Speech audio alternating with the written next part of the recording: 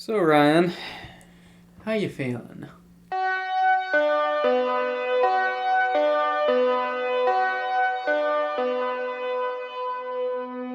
Are we starting? Is this it? Oh, this is it. Oh my goodness. I am feeling great. Or are you talking about something specific? No, I mean, just checking in. It's what friends do. I mean, I'm doing fine. Are you trying to say there's something specific I should be upset about or what? No, you're good. So there's a game going on right now. Welcome to Between the Cushions, by the way. Oh, we're starting. Yes. Hello, guys. There's a game on right now between the Chargers and the Raiders, and we are not watching it because that game would be boring, right, Ryan? Uh, yes and no. I mean, a high-scoring game to be sure, at least for one of the teams.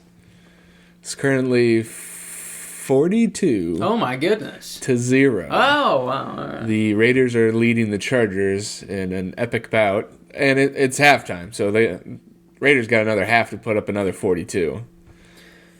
Yes, they do. But no, I mean, we're heading into playoff football right now. Well, we aren't. I'm not. After a couple weeks. Couple dismal, unfair weeks. A couple weeks. When Ryan, you score second in the league for points and you still miss playoffs, it's a little hurtful. But and, our teams, honestly, Ryan, they what do you mean our teams? They look Your different. team looks atrocious. Our teams look a little bit different, but at the end of the day, we're peers. We're both in the toilet bowl together, and well, I got a first round bye to the toilet bowl, because I'm extra special. But I will say that I am almost positive I will not get dead last in the league this year. oh, who do you think is gonna get that? Not me. I scored a whole 75 points last week. Probably Clayton, if I had to guess. Nothing against Clayton. It's just he seems like he'd get last in the league. So Ryan, in case someone is listening who doesn't know the context of your team, do you wanna explain a little bit? Oh, do I want Or is to it too painful? explain everything? I can explain as much as you want me to explain. Just to get a gist down, Yeah, so the team this year was looking great. Now I thought, what can make it better? So Austin Eckler, I sold all my picks to grab players, and Garrett Wilson, guess what happens? Christian McCaffrey. The players that I got from another person didn't perform.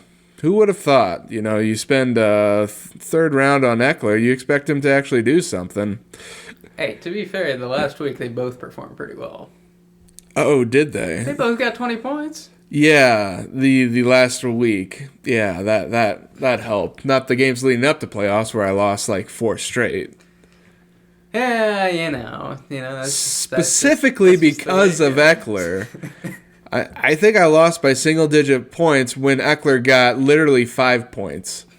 So there's a little bit of salt still left, but Well, it's the heartbreak season now for fantasy football, and this is just what happens. It was exactly 1 year ago now when I lost in the playoffs by 0.6 points. Because Aaron Jones took a dive at the 1 yard line instead of getting in the end zone. So yeah, but nobody cares about your team. misery loves company, right? Yeah, nobody cares. Except for there's no misery on this side of the table because I got eliminated weeks ago. So I accepted my fate. So that's fun. Anyways, we are going to do our most valuable, emphasis on the word valuable, players section in this show. What does that mean, Luke? So fantasy players that outperformed their ADP by a large margin. I think we both have 3 picks. But first, we're going to start off with some news. Do we have news? We have minor news. Giants have designated Darren Waller to return from IR. Waller. Which, Hey, with that new quarterback. I was going to say, with DeVito. DeVito, they are 3-1. with him as the starter? All I know is DeVito's doing a lot better than Daniel Jones did. Could have been an easier stretch of games, but Smoked the Packers. yeah, Packers suck though. Shout out to Brett.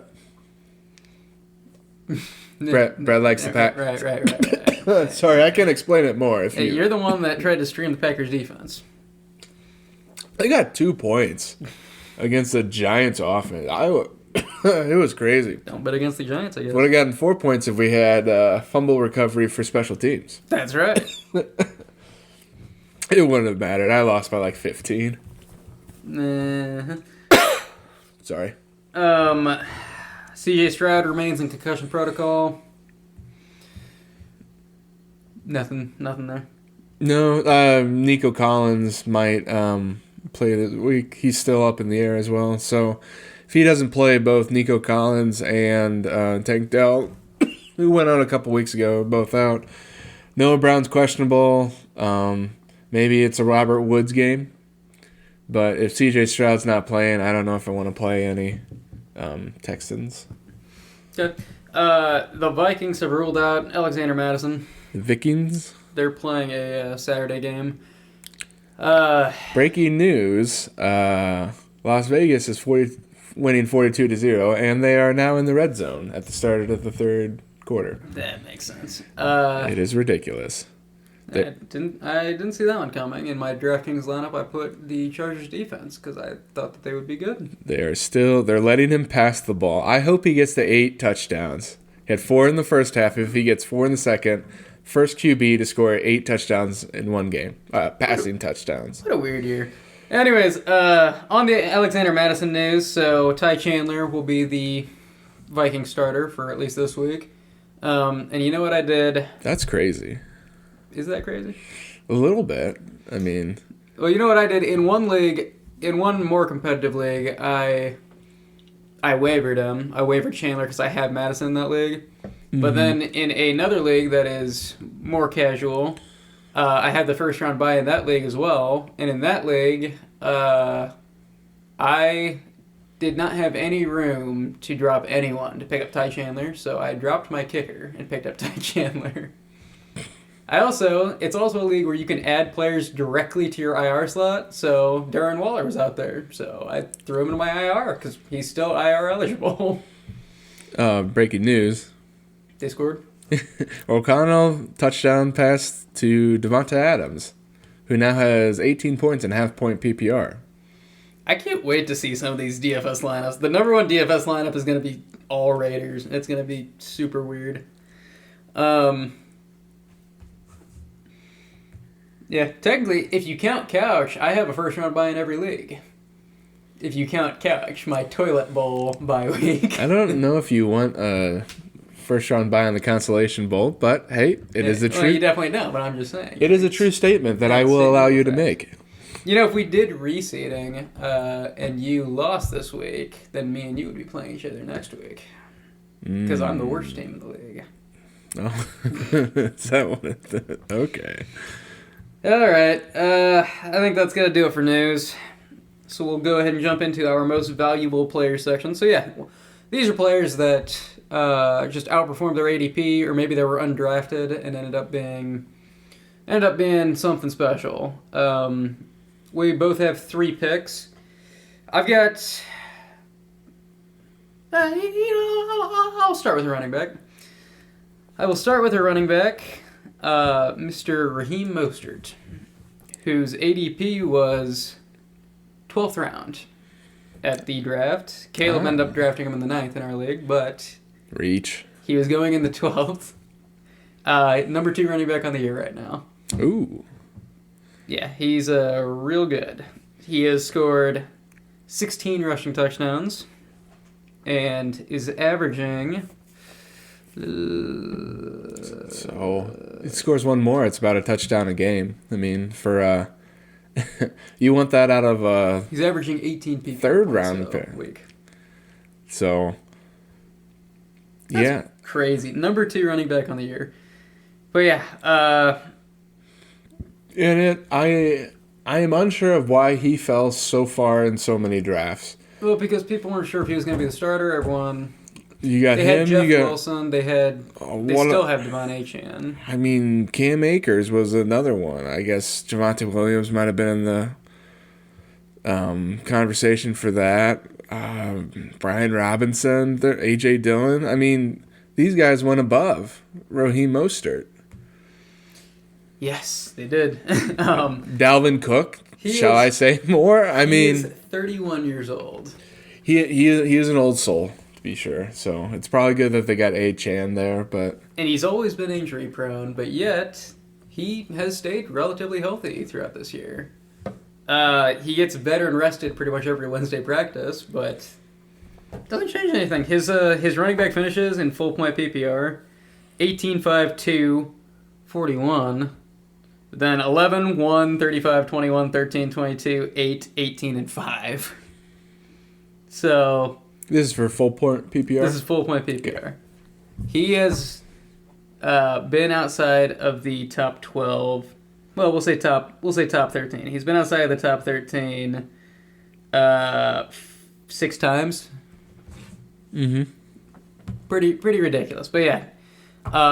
Was going in the 12th round. I got him in one league. I actually drafted Adam Thielen over him, and then he went undrafted, and then after the draft, I dropped Adam Thielen and picked up Raheem Mostert, and I have no regrets.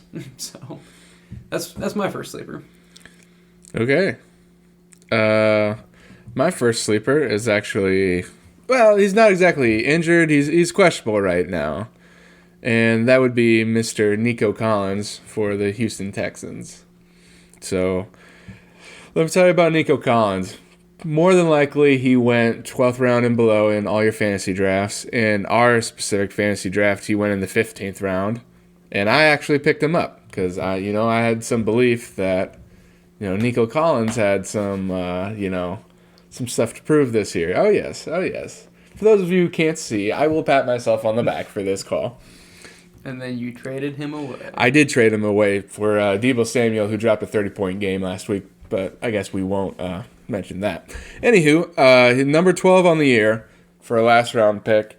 He was kind of sporadic a little bit, up and down. There was a couple week stretch where he did 5 points, 35, 6, 12, 7, 14. So up and down. And then for the last couple games before he was injured, so the last 4 games he played, the 4th one he was injured. But for the last 3, he had an average of 10, 11 targets and 100 yards. So he has been someone special to the Texans this whole year. And C.J. Stroud is he was probably a top 5 QB before this past week. I don't know if he's in the conversation anymore, but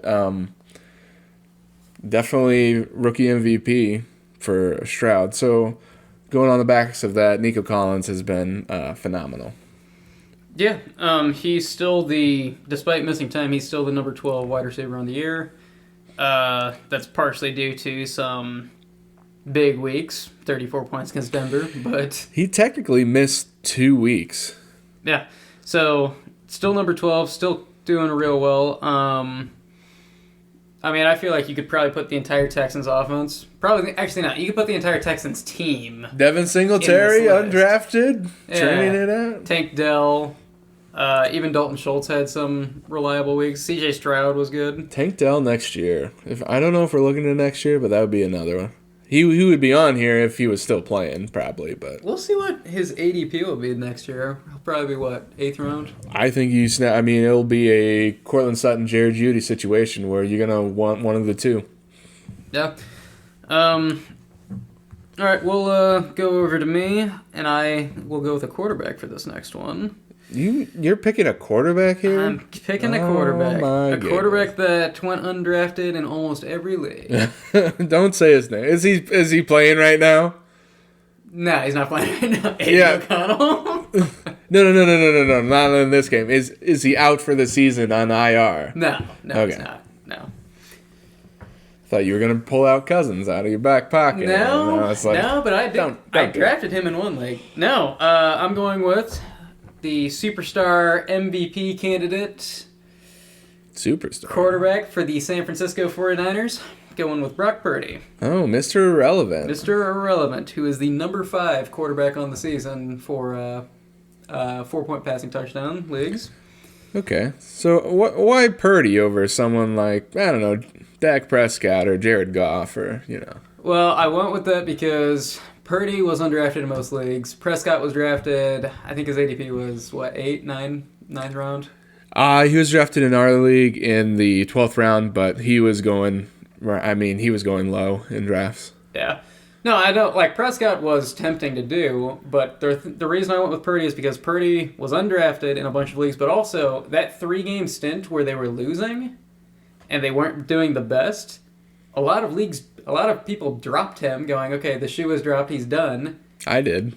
Yeah, a lot of people dropped him. For instance, in the league that I currently have Purdy in, the manager dropped him during that stint, and then in that time, Kirk Cousins, who was my quarterback, tore his Achilles, and I needed a quarterback, so I took my shot with Purdy. Very happy I did that because he's saved my season, but also, so that's what the value is that he was undrafted. After like week 1, people started picking him up, went on a pretty good run, and then they had 3 bad games when he didn't have his best receiver, so people dropped him again, and people were able to pick him up.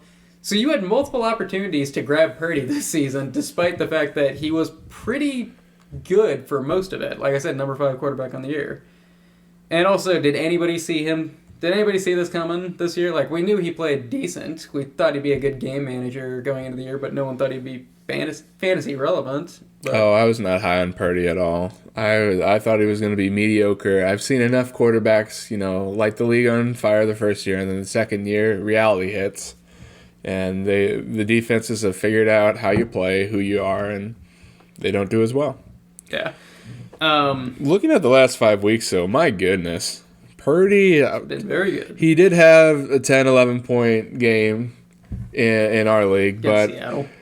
All the other games, above 20 points, he's throwing not a lot of passes. He's throwing touchdowns is the thing. He's thrown 13 TDs in the last 5 weeks. My goodness, calm down. Yep. Pretty good schedule through the playoffs, too. So that's my second pick. Ooh, do I go next? No, I'm going to go again now. Are you? Which one you want? You want this? You go. Okay. I got two more left. They're actually both wide receivers. If you wanna know, do you want to guess who it could be? I'll give you one guess.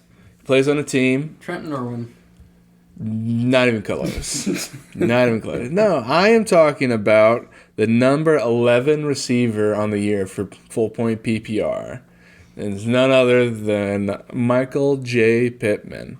Actually, I don't know if it's J, but That's a decent pick. Michael Pittman was drafted in the 6th round, partially because of the quarterback situation. However, this year, he has had one game where you were disappointed in him. And I guess you could say, too, there was one week he only got 10 points.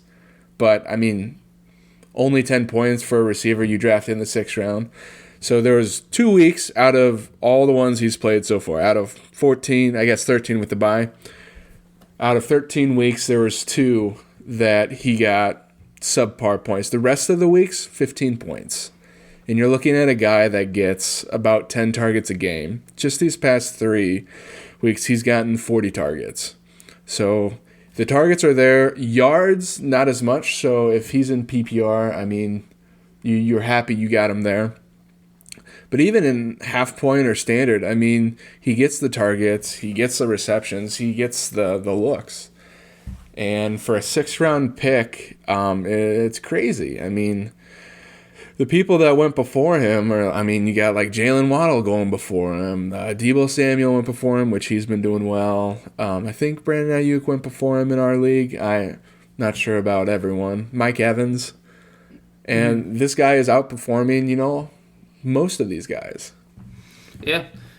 He lost Anthony Richardson early on, and they played decently well together, and we thought that'd be a downgrade, but then turns out Gardner Minshew hyper targets whoever his number 1 receiver is, in this case Pittman. So Pittman is good for, I don't have it up in front of me right now, but his average, he probably gets 8 targets a game?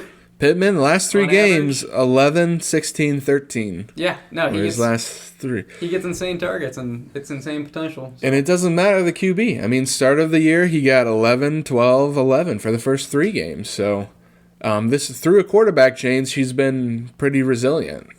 So next year, he should be going 4th round plus. I mean, you could waste a 3rd round pick on him. He's a wide receiver 1 this year, for sure. For number 11 in the league for receiver. Usually for like a 12-team league, I look at, if they're 12 or above, they wide receiver 1, and then so on and so forth. Kind of help you gauge about how good your player is. Yeah. You ever look at roster percentages and just wonder how? For instance, I'm looking at the number 4 running back on the season. And he is owned in 94% of leagues. What 6% of leagues don't have this player roster? I don't know. Pittman was 96 as well, so I don't understand that. Is it dynasty leagues that have folded that are still active? There's probably some leagues out there where you don't have a bench. So maybe... I don't know. It's the number 4 running back on the year. I don't know. I mean, I don't know who you're talking about. Maybe someone that was injured recently. So this is the number 4 running back on the year. ADP was middle of the 6th. 6th round. And I had this player, and I traded him away for a 6'10 swap. Cam Akers? I speak, of course, of Rachaad White for the Tampa Bay Buccaneers. Superstar running back, apparently. Jeez. And he had a couple decent weeks. He had 16 points, 17. This is full point PPR. 16 points, 17 points, and then 28 points, and then I sold him. And I was just like, selling high on that sucker. Ha ha ha ha ha ha ha ha. No, it kept going. I mean, since I traded him 17, 17, 13, 19, 21 and a half. Man. Yeah, he gets insane. It's just insane. What are the Bucs doing with him? Well, that's the thing, is that his opportunities is ridiculous. He's averaging 4 targets a game. 3.5. He's averaging 3.5 targets a game. But then the rushing attempts, I'll go over the last 6 weeks. 25, 20, 15, 9, 20, 20. Mm-hmm. He's good for like 18 attempts a game.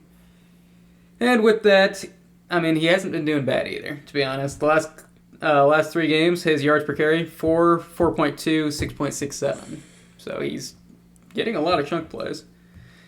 But yeah, no, I thought for sure he was a sell-high candidate. I thought that I was getting rid of him at a good time. And I sold him for way too little.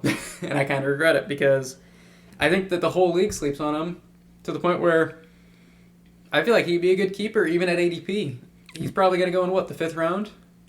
I don't see him jumping up to a 2nd rounder. He'll probably go 4th, maybe 3rd. I feel like he'll go. You got ETN winning at the back half of the 2nd. I could see White going in the 3rd. Yeah, maybe. So 2nd or 3rd. Mixon was a 5th this year. I could see White.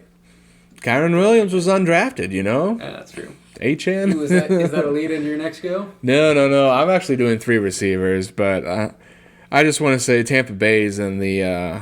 I mean, everyone in their division is 6 and 7, but they're in first place and probably going to make the playoffs. So that's having a running back on one of those playoff teams usually is what you want. And you were unsure if that was going to happen at the beginning of the year with the Saints having Derek Carr, but hey. All right.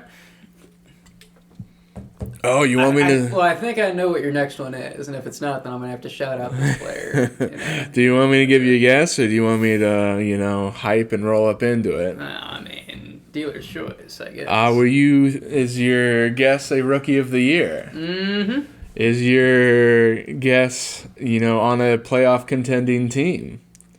I don't actually know. Oh, really?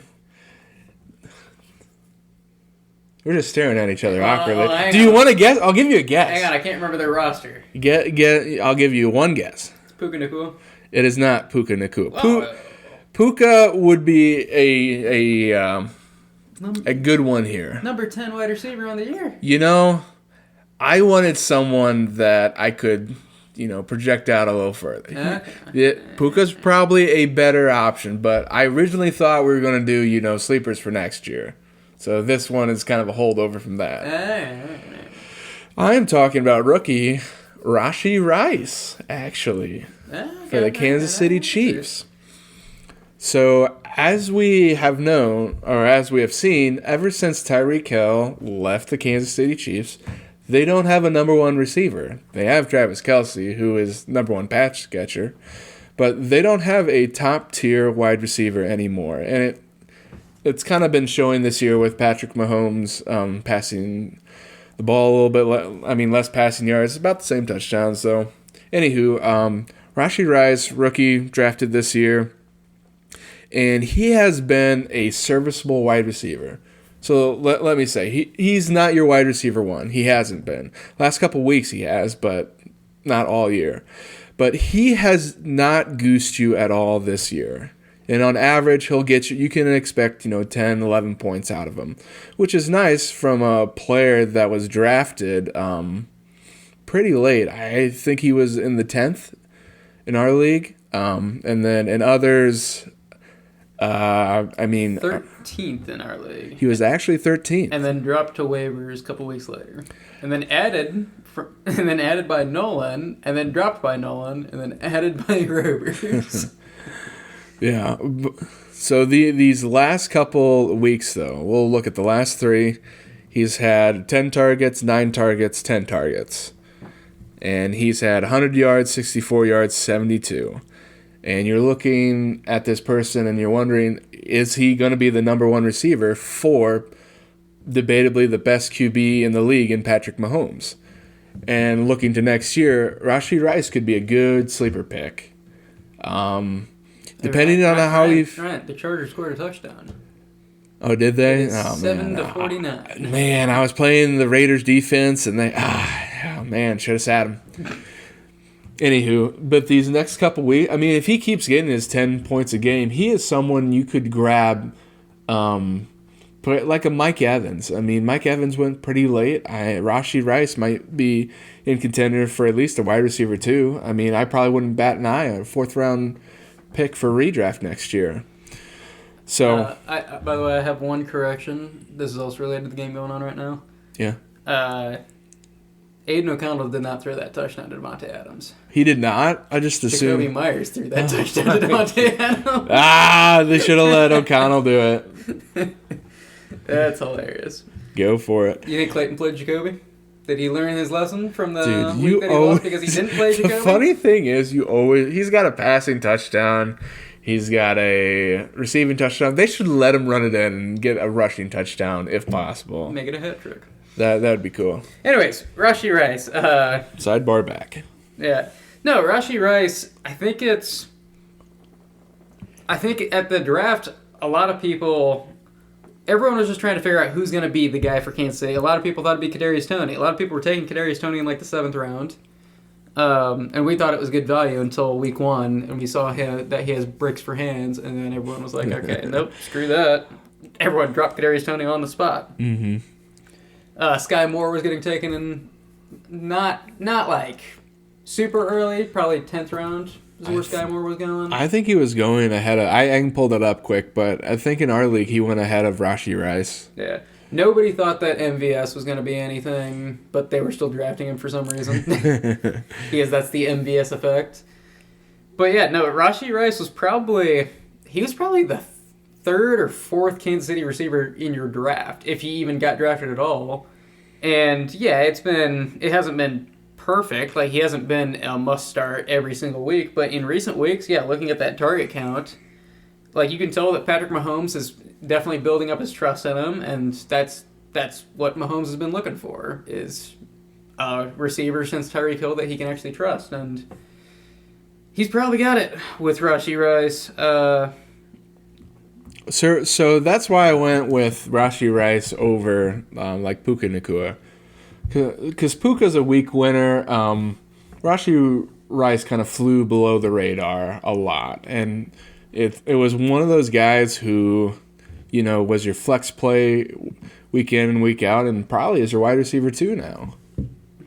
Yeah, honestly, what do you find more valuable? Do you find a Women. Oh, sorry. You're giving me options. do you find a late round pick like Clayton spending a 13 on Rashee Rice? Do you find that more valuable than like $30 a fab that you would have had to drop on Puka Nacua after week 1?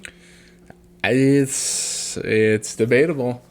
I mean, to get a week winner like Puka, it's probably Puka, but it's more of I guess a mental thing, saying, "Oh, I knew this guy was gonna be decent," and then he actually turns out, and kind of validates your drafting strategy. Yeah. Well, I drafted Devon Achane in the 11th round and then traded him away for $1. So. Hey, you got something back for him, and then he put up a 40-point game, and you're like, "Wow." 50-point game. I am sorry. I was probably looking at half-point PPR, so, All right. Well, I think that's going to do it for the most valuable player. This was a little bit longer of an episode of Between the Cushions, but we had things to say. We got to gripe about how we're not in the playoffs. Sidebar every now and then, but we get there eventually. But on the bright side, Ryan, at least we're in the same spot now. Oh my goodness. We knew 4 weeks ago that we would be right here. We knew that this is where we would be. My goodness, next year's draft is gonna suck. Bottom of the league. Now, see. I can see why it sucks for you, but for me, I think it's great that I can just kind of sit here and because it was a very competitive league this year. I mean, it's normally decently competitive, but there were a lot of teams with like 8-6 records. So I'm out at 7-7, and there are 2 other people at 7-7 as well. Yeah, and there's 4 teams that have 8 wins. It would. Hang on. I can bring No. it. Hang on, I got it. So there are 3 teams at 7-7, 2 teams at 8-6, 2 teams at 9-5, 1 team at 11-3. Very competitive league this year. And it's gonna be, for me, I'm gonna have fun watching these matchups because I think it's gonna be good matchups. I think they're gonna pick each other apart, and also I have a bunch of draft picks next year, so I can kind of put all my eggs into one basket, per se. So, that being said, I'm rooting for Rovers because his team is brutal right now. Rovers is, I don't want to speak bad of his team, but at least he can beat Cody's team. I don't know how Cody's team is in. Cody's team is garbage. Rovers' lineup right now. I'll take Clayton's team over Cody's team. I mean, come on. For the average listener, Rovers' team right now. So he had Justin Herbert, but he's got Joe Flacco, Kyron Williams, Najee Harris, Justin Jefferson, Amon-Ra St. Brown, Rashee Rice, Jake This is not actually that bad. It's not. This is not that bad. If Justin Jefferson and Isaiah Pacheco both play. Can we talk about how bad Cody's team is, though? I just want to, vent a little bit. Nothing about Cody. Well, actually, some stuff about Cody. Yeah, this definitely sounds like it's... Yeah, you know. Well, Rovers last week put up only 88 points, and it probably had something to do with Justin Jefferson getting hurt, Justin Herbert getting hurt. Amon-Ra St. Brown only put up 5 points. It's not great. No, it's not a bad team, actually, now that I'm looking at the actual lineup. But it's contingent on Justin Jefferson playing, so... Yeah. But why are you hating on Cody's team? He's leading the league. Okay, so DJ Moore is going to get 30 points a week. Evan Ingram, 30 points. No. He's had... Looking at his team, other than Tyreek Hill, all of his players are boom or bust, and they've boomed a lot, and now the team's ready to bust. Only Caleb has scored more points than Cody. Caleb's team just sucks. He had a couple extra draft picks. He starts trading things around, and he's like, oh, look at my super team, and then... Isn't that what you did? I mean, I tried to. I didn't have the wins to do it, but apparently, the week that he needs to win, the game, the Rams and the Ravens go, 60-plus points. They smash the over, and he wins the week, so... Then his kicker gets 22 points, and, Caleb's team is just stupid. Sorry, Yeah. but I have his 14th rounder in 2025. On that note, we should probably, end the... All right. Thanks for listening to this extra long episode of Between the Cushions. Bye.